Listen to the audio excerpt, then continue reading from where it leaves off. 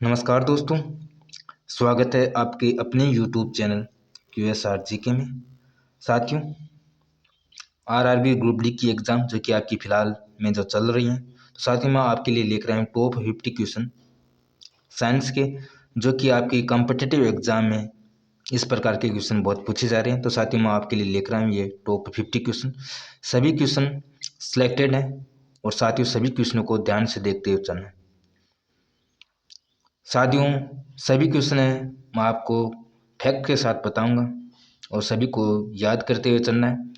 और यदि चैनल पर नहीं हो तो चैनल को सब्सक्राइब जरूर करें और बेल आइकन को ऑन करें, ताकि जो भी मैं वीडियो अपलोड करूं, जैसे आगे आने वाले एग्ज़ाम है, जैसे एसएससी जीडी है, एनटीपीसी है, इस प्रकार की एग्ज़ाम है, यदि वो सभी सिलेबस यदि आप तैयार करना चाहते हैं या वीडियो देखना चाहते हैं तो चैनल को सब्सक्राइब जरूर करें। आपका जो फर्स्ट क्वेश्चन है, जो कि आरआरबी ग्रुप डी के एग्जाम में बहुत बार पूछा गया है, इस क्वेश्चन को पूछा गया है कि सबसे बड़ा फूल कौन सा है। बहुत ही अच्छा और शानदार क्वेश्चन है साथियों। तो आपका जो राइट आंसर है ऑप्शन नंबर ए, यानी कि रेफलोसिया, जो कि आपका सबसे बड़ा फूल है। साथ ही क्वेश्चन और पूछा जाता है इसमें कि सबसे छोटा फूल कौन सा है, तो आपका होता है वुलूफिया, जो कि आपका सबसे छोटा फूल होता है। बहुत बार कॉम्पिटिटिव एग्जाम में पूछा गया है साथियों, अक्सर आरआरबी ग्रुप डी के एग्जाम में इस क्वेश्चन को पूछा जाता है। नेक्स्ट क्वेश्चन आपका पूछा गया है कि हवा में ध्वनि का वेग होता है। साथियों 2018 में इस क्वेश्चन को आरआरबी ग्रुप डी के एग्जाम में पूछा गया था। हवा में ध्वनि की वेग की हम बात करते हैं तो 332 मीटर प्रति सेकंड हवा में ध्वनि का वेग होता है। साथियों जो कि अन्य ऑप्शन है जैसे 1490 है, ये साथियों जल में ध्वनि का वेग होता है। और जो कि आपका हवा में जो कि जल का वेग होता है, और 5130 जो कि आपका लोहा का है। और आपका जो 1269 है, ये साथियों आपका हाइड्रोजन का वेग है। नेक्स्ट सुनो साथियों, शुद्ध जल का पीएच मान कितना होता है। साथियों अक्सर एग्जाम में पूछा जाता है, तो शुद्ध जल का पीएच मान है ऑप्शन नंबर बी आपका जो राइट आंसर है। तो साथियों ऑप्शन नंबर बी आपका राइट आंसर है कि शुद्ध जल का पीएच मान कितना होता है, पूछा जाए तो आपका ऑप्शन नंबर बी आपका राइट होगा। नेक्स्ट क्वेश्चन आपका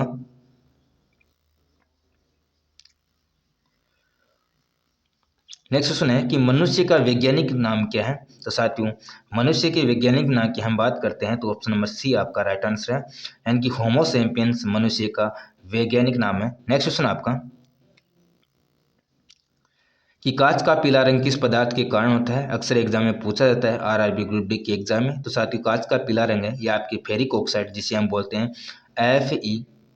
Fe2 और O3, जिसे हम फेरिक ऑक्साइड कहते हैं। साथियों इसी के कारण कांच का पीला रंग होता है। बहुत ही अच्छा और शानदार क्वेश्चन है साथियों। नेक्स्ट क्वेश्चन आपका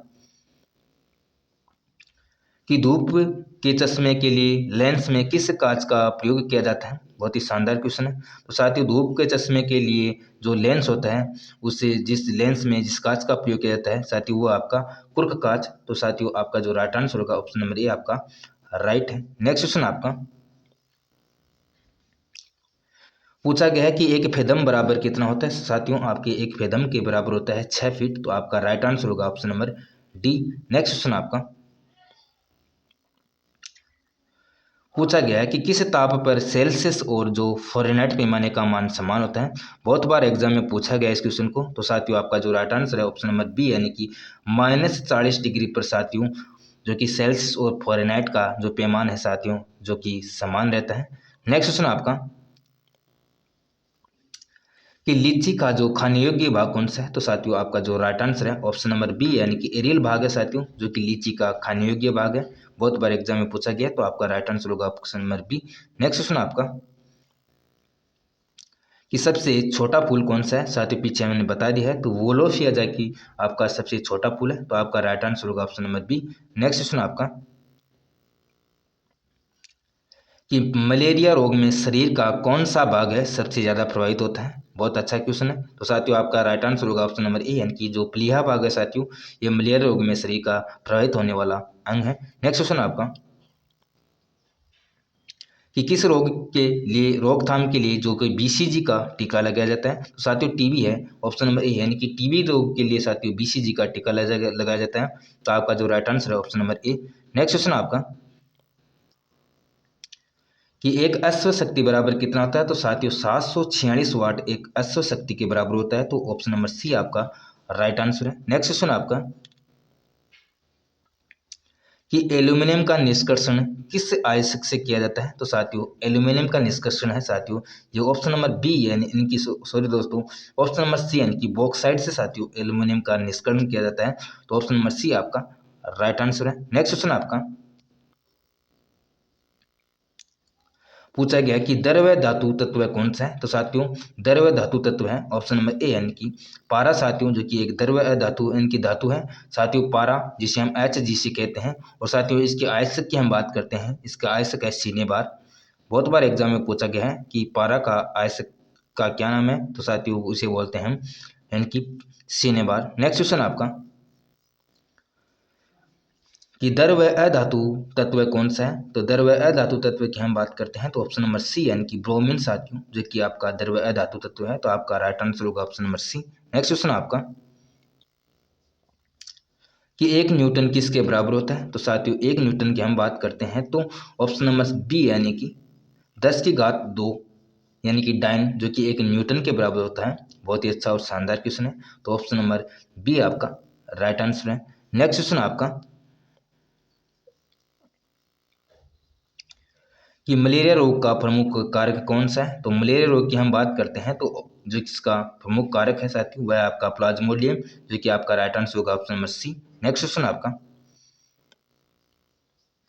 पूछा गया है कि पानी का अपवर्तनांक कितना होता है? साथियों इस क्वेश्चन को आरआरबी ग्रुप डी यानी कि 2018 के एग्जाम में साथियों इस टॉपिक से बहुत से क्वेश्चन पूछे गए थे। तो पानी का अपवर्तनांक की हम बात करते हैं साथियों तो ऑप्शन नंबर ए आपका राइट आंसर है यानी कि 1.33 साथियों पानी का अपवर्तनांक होता है साथियों। और अन्य की हम बात करते हैं जैसे हीरे की बात करते हैं तो 2.42 होता है। और यदि हम बात करते हैं कांच की तो ये होता है 1.52 साथियों। सभी को आपको याद रखना है क्योंकि साथियों एग्जाम में पूछा जा सकता है। नेक्स्ट क्वेश्चन आपका कि विटामिन डी के आविष्कारक कौन थे? साथियों बहुत बार एग्जाम में पूछा गया है। तो विटामिन डी के आविष्कारक की हम बात करते हैं तो साथियों आपका जो राइट आंसर है ऑप्शन नंबर डी यानी कि हॉपकिंस ने साथियों विटामिन डी का आविष्कार किया था। यदि विटामिन की हम बात करते हैं कि इसका आविष्कार किसने किया तो फंक ने किया था। और यदि हम बात करते हैं ए और बी की तो ए और बी का आविष्कार किया था आपके मैकुलम ने। और विटामिन सी की हम बात करते हैं तो इसका आविष्कार किया था हॉलकट ने। सभी को आपको याद रखना है। नेक्स्ट क्वेश्चन आपका कि हल्दी में पीला रंग का कारण क्या है? तो साथियों हल्दी में यदि पीला रंग के हम कारण की बात करते हैं तो आपका जो राइट आंसर है ऑप्शन नंबर बी यानी कि कुरकुमीन जो कि हल्दी में पीला रंग का कारण है। बहुत बार एग्जाम में पूछा गया है। Right answer option number B. Next question आपका कि गैसों में गैस का उदाहरण कौन सा है? तो गैसों में गैस का उदाहरण है साथियों आपका जो राइट आंसर है ऑप्शन नंबर बी यानी कि वायु जो कि गैसों में गैस का उदाहरण है। बहुत बार एग्जाम में पूछा गया है। Right answer option number B. Next question आपका पूछा गया है कि यांत्रिक ऊर्जा को विद्युत ऊर्जा में बदला जाता है साथियों। तो यांत्रिक ऊर्जा को विद्युत ऊर्जा में बदलने के लिए साथियों हम डायनेमो का प्रयोग करते हैं। तो डायनेमो जो कि आपका राइट आंसर होगा option number C. Next question आपका कि सेरीकल्चर किससे संबंधित है? साथियों सेरीकल्चर की हम बात करते हैं तो सेरीकल्चर है ये आपके रेशम उत्पादन से संबंधित है। सेरीकल्चर जो कि आपकी बहुत बार एग्जाम में इस क्वेश्चन को पूछा गया है। तो आपका राइट आंसर होगा ऑप्शन नंबर सी यानी कि सेरीकल्चर है जो कि रेशम उत्पादन से है। और यदि साथियों हम बात करते हैं मत्स्य उत्पादन के लिए मत्स्य उत्पादन के लिए साथियों हम पीसी कल्चर जो कि संबंधित है पीसी कल्चर। और साथ ही हम बात करते हैं शहद उत्पादन जिसे हम बोलते हैं मधुमक्खी पालन। इसके लिए साथियों हम एपी कल्चर का प्रयोग करते हैं एपी कल्चर। एक आता है जैतून कृषि। जैतून कृषि को भी साथियों आरआरबी ग्रुप डी की एग्जाम में बहुत बार पूछा गया है कि जैतून कृषि के लिए किस जिसका इनकी प्रयोग किया जाता है। तो साथियों जैतून कृषि के लिए ओलिवी कल्चर एक नाम है उसका प्रयोग करते हैं ओलिवी